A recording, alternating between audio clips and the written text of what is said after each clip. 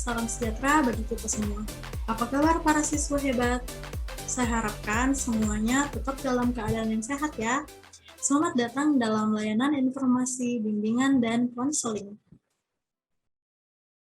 Pada kesempatan kali ini, layanan yang akan saya berikan yaitu tentang bidang karir yang berjudul Kiat Sukses Memasuki Dunia Kerja.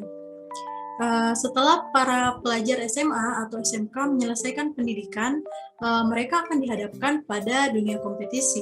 Kompetisi seperti apa? Yaitu kompetisi untuk meraih peluang, meneruskan studi di universitas bergengsi, dan kompetisi untuk mendapatkan pekerjaan di industri. Nah, namun tingginya biaya pendidikan di universitas menjadi kendala serius bagi masyarakat pada umumnya, sehingga mencari pekerjaan menjadi pilihan yang paling rasional. Namun, minimnya wawasan terkait dengan dunia kerja membuat para lulusan tersebut kurang mampu mempersiapkan diri sejak dini dan belum tahu langkah apa yang harus diambil untuk memenangkan kompetisi tersebut. Nah, di video layanan informasi kali ini akan memberikan wawasan, kiat, dan juga bimbingan dalam mempersiapkan diri untuk memenangkan kompetisi tersebut, meraih peluang kerja. Oke, namun sebelum kita memasuki pembahasan kita kali ini, kita harus mengetahui lebih dulu apa sih tujuan dari diberikannya materi layanan ini. Nah, jadi menurut standar kompetensi kemandirian atau SKK peserta didik yang ingin dicapai yaitu dalam aspek perkembangan seperti wawasan dan kesiapan karir. Kemudian juga internalisasi tujuan yaitu mengembangkan alternatif perencanaan karir dengan mempertimbangkan kemampuan, peluang, dan ragam bidang karir. Baiklah, untuk sekarang mari kita masuk kepada materi pembahasan kita pada layanan informasi ini, yaitu yang pertama yang akan kita bahas mengenai proses menuju dunia kerja. Proses menuju dunia kerja saat ini tidaklah mudah. Banyak pesaing dan persyaratan yang diminta oleh perusahaan terhadap calon tenaga kerja. Dan mendapatkan pekerjaan menjadi mudah apabila tenaga kerja memiliki kompetensi atau kualifikasi yang sesuai dengan kebutuhan perusahaan. Nah, ada dua faktor yang menyebabkan sulitnya untuk mendapatkan pekerjaan, yaitu yang pertama adalah faktor internal. Faktor ini berasal dalam diri calon tenaga kerja. Kadangkala kelemahan ini tidak disadari. Adapun bentuknya yaitu yang pertama adalah sikap dan mentalitas. Menghadapi kesulitan dalam mencari pekerjaan menyebabkan timbulnya sikap dan mental keluh kesah. Keluh kesah ini sering muncul lewat ucapan, misalnya saya malas menyiapkan persyaratan lamaran, kemudian juga saya sudah lelah, saya ingin mendapatkan pekerjaan yang gajinya besar, dan namun pekerjaannya mudah, saya sudah frustasi, saya tidak mau lagi melamar pekerjaan dan lain-lain. Kemudian yang selanjutnya adalah keahlian kerja.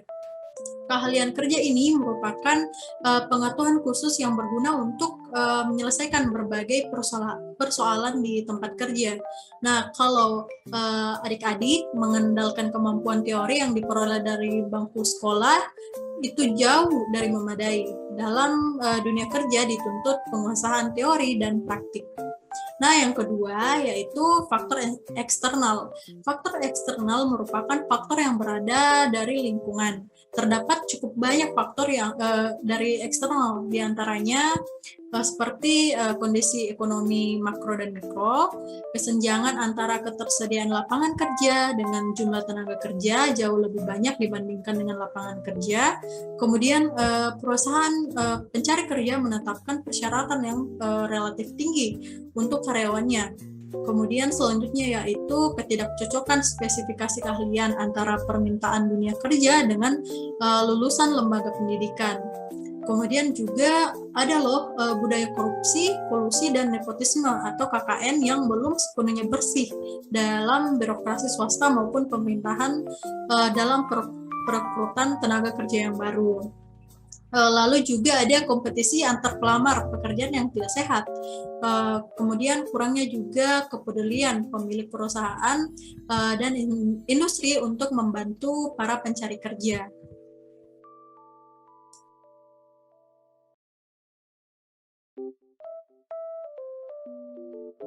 Nah, ada juga persiapan sebelum masuk kerja.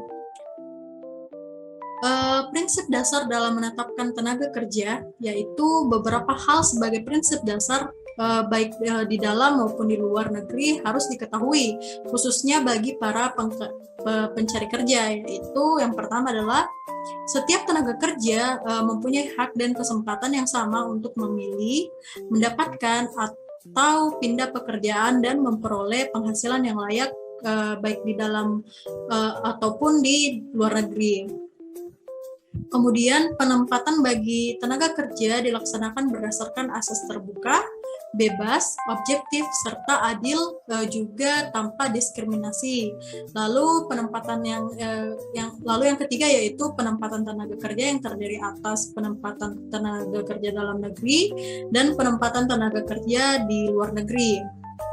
Lalu juga prinsip selanjutnya yaitu pemberi kerja yang memerlukan tenaga kerja dapat merekrut sendiri tenaga kerja yang dibutuhkan atau melalui pelaksanaan penempatan tenaga kerja.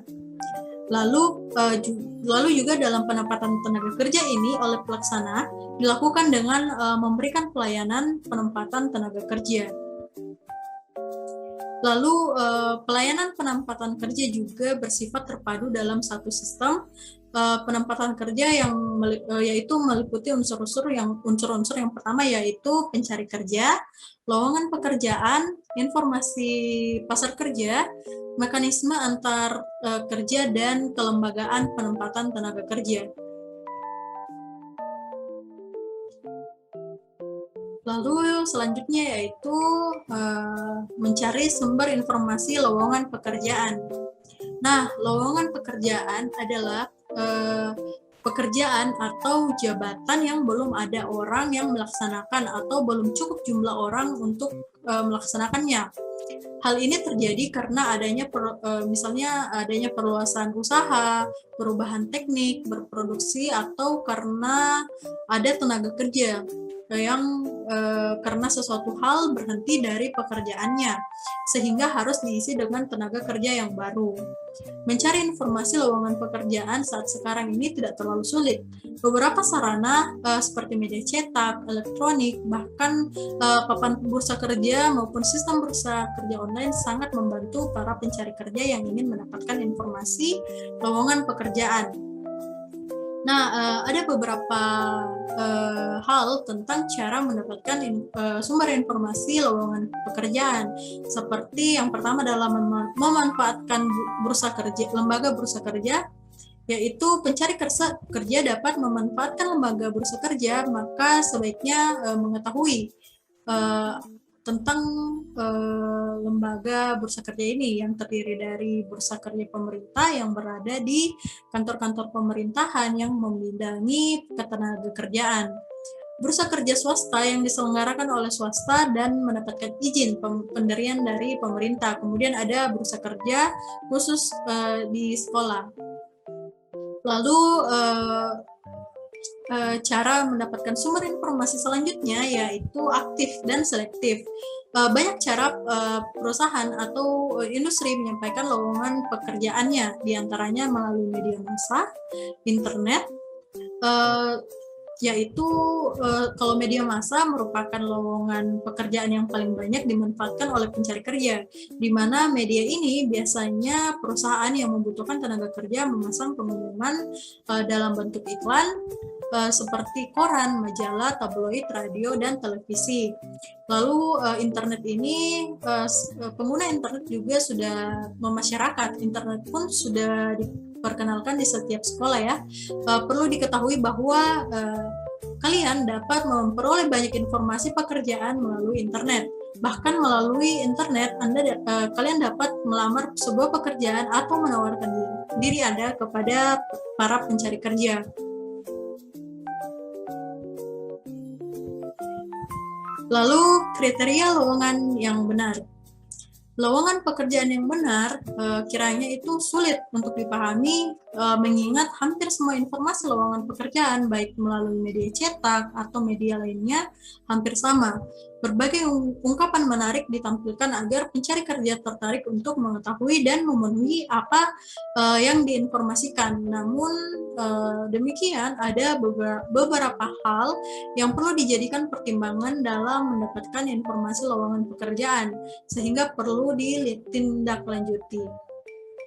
Informasi lowongan kerja itu sekarang sekurang-kurangnya memuat yang pertama adalah identitas perusahaan, kedua adalah jumlah jabatan kerja, jumlah jabatan, yang ketiga adalah jumlah tenaga kerja yang diperlukan pada setiap jabatan, lalu syarat jabatan, yang kelima ada batas waktu pemenuhan lowongan, juga yang keenam ada alamat pemberi kerja.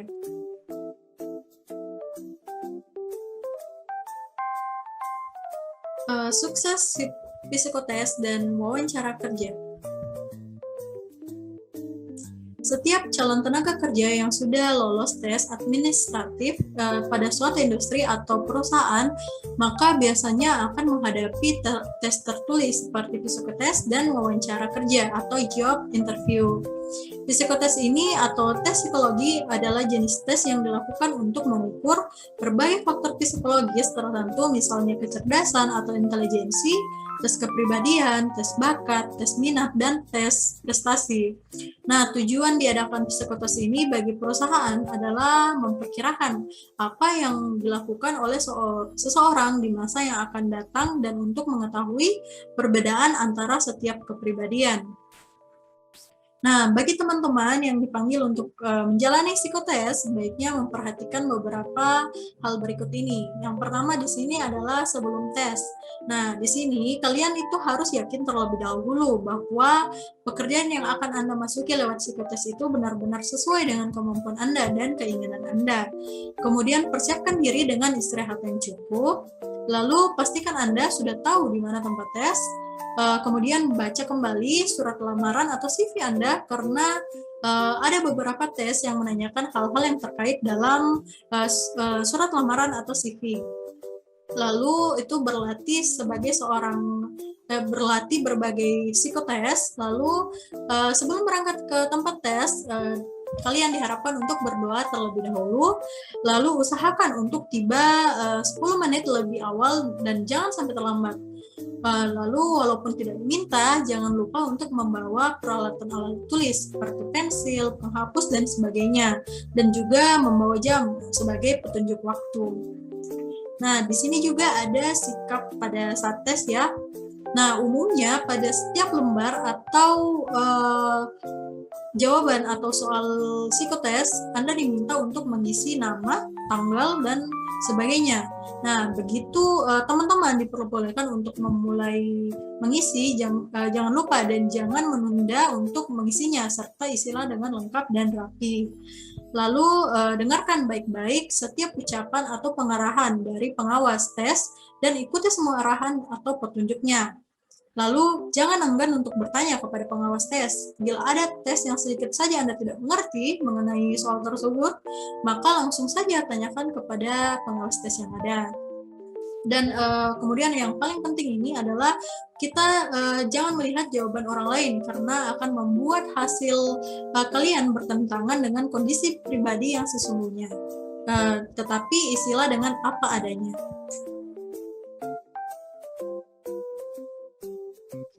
Lalu wawancara kerja atau job interview.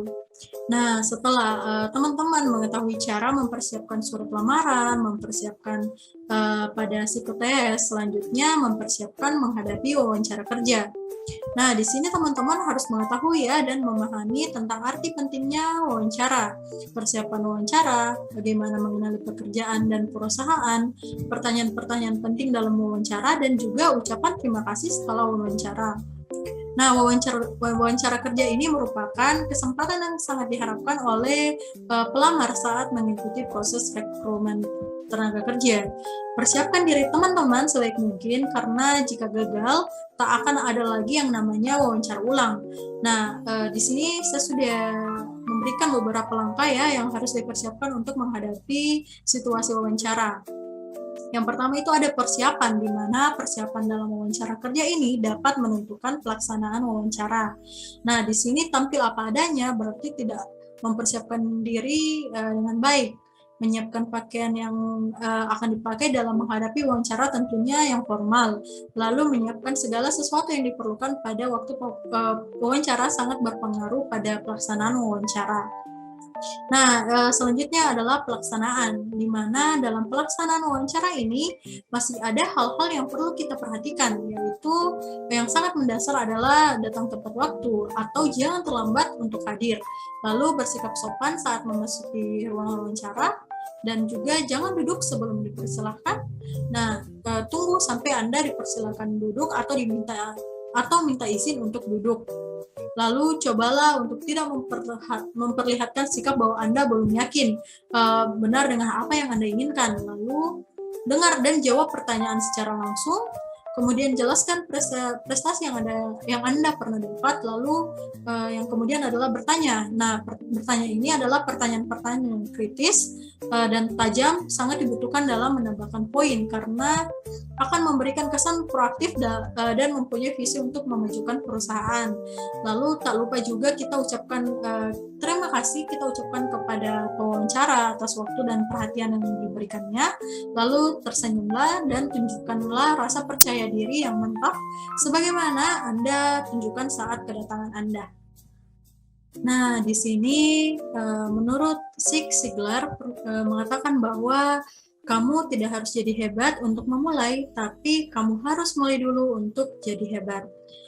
Mungkin demikian saja layanan informasi terkait bidang karir yang dapat saya berikan.